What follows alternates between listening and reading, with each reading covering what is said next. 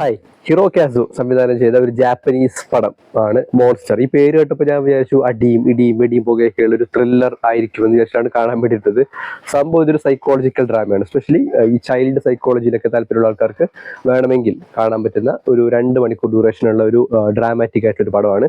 കുട്ടികളുടെ സൈക്കോളജി, അതുപോലെ തന്നെ പാരന്റിങ്, ടീച്ചിങ്, സ്കൂളിലത്തെ അധ്യാപനം, അധ്യാപകരും വിദ്യാർത്ഥികളുമായിട്ടുള്ള ചില അറ്റാച്ച്മെന്റും കണക്ഷനും, പിന്നെ ഈ സ്കൂളിലൊക്കെ പഠിക്കുന്ന കുട്ടികൾ തമ്മിലുള്ള ചില റിലേഷൻഷിപ്പും കാര്യങ്ങളും, ഇതിനൊക്കെ ബേസ് ചെയ്തുകൊണ്ടുള്ള അവരുടെ സൈക്കോളജിയുമായിട്ട് റിലേറ്റഡ് ആയിട്ടുള്ള ഒരു സിനിമയാണിത്. സിനിമയിലെ മെയിൻ ക്യാരക്ടർ മുഗിനോ ഒരു പെണ്ണുങ്ങളാണ്. ഒരു സിംഗിൾ മദറാണ്, അതായത് സിംഗിൾ പാരന്റ് ആണ്. ഒരു ലോണ്ടറി ഷോപ്പിലാണ് വർക്ക് ചെയ്യുന്നത്. അപ്പോൾ ഇവർക്ക് ഒരു മകനുണ്ട്, മിറാറ്റോ സ്കൂളിൽ പഠിക്കുന്ന ഒരു പയ്യനാണ്. ഒരു 10 വയസ്സ് 11 വയസ്സ് അത്രേ പ്രായമുള്ളൂ. അപ്പോൾ കുറച്ച് നാളായിട്ട് ഈ ചെക്കൻ്റെ പെരുമാറ്റത്തിലൊക്കെ എന്തെല്ലോ ചില മാറ്റങ്ങളും, വളരെ സ്ട്രേഞ്ച് ആയിട്ടുള്ള ചില പെരുമാറ്റങ്ങളൊക്കെ ഈ അമ്മ ശ്രദ്ധിക്കും. ഒരു ദിവസം സ്കൂളിൽ നിന്ന് വരുന്ന സമയത്ത് ഇവൻ അത്യാവശ്യം മുടി വളർത്തിയിട്ടുള്ള ചെക്കനാണ്. അപ്പോൾ ഒരു ദിവസം ഇവർ വീട്ടിലേക്ക് ജോലി കഴിഞ്ഞ് വരുന്ന സമയത്ത് ഇവൻ നേരത്തെ എത്തുമല്ലോ സ്കൂളിൽ നിന്ന്. അപ്പോൾ മുടി അല്ലെങ്കിൽ മുറിച്ച് കളഞ്ഞിട്ടുണ്ടാവും.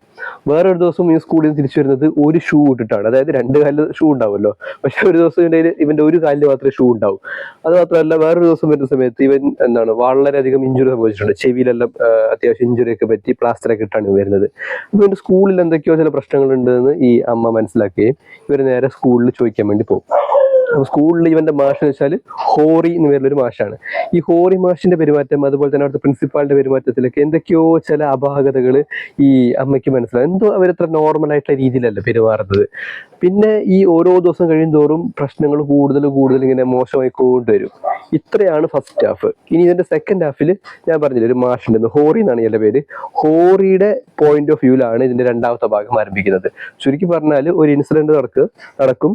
അത് 2 പോയിന്റ് ഓഫ് വ്യൂവിൽ അവതരിപ്പിച്ചതിന് ശേഷം ബാക്കിയുള്ളത് വ്യൂവേഴ്സിന്, പ്രേക്ഷകർക്ക് വിട്ടുകൊടുത്തുകൊണ്ട് ഏതാണ് ശരി ഏതാണ് തെറ്റ് ആ ഒരു രീതിയിലേക്കാണ് സിനിമ കൊണ്ടുവന്നത്. റഷമോളിലൊക്കെ നമ്മൾ കാണുന്നില്ലേ, അതുപോലത്തെ ഒരു കോൺസെപ്റ്റിലാണ് ചെയ്തിട്ടുള്ളത്. സൈക്കോളജിക്കൽ ഡ്രാമയാണ്, ത്രില്ലർ ഒന്നും അല്ല, വെറും ഡ്രാമയാണ്. അപ്പൊ കണ്ടിരിക്കാന്ന് വെച്ചാൽ കുറച്ച് ടാസ്ക് ആയിരിക്കും, ഇങ്ങനെ കുത്തിയിരുന്ന് കാണേണ്ടി വരും. 2 മണിക്കൂർ ആണ് പടത്തിന്റെ ഡ്യൂറേഷൻ, പക്ഷെ ഒരുപാട് സമയമുള്ളത് പോലൊക്കെ നമുക്ക് ഫീൽ ചെയ്യും.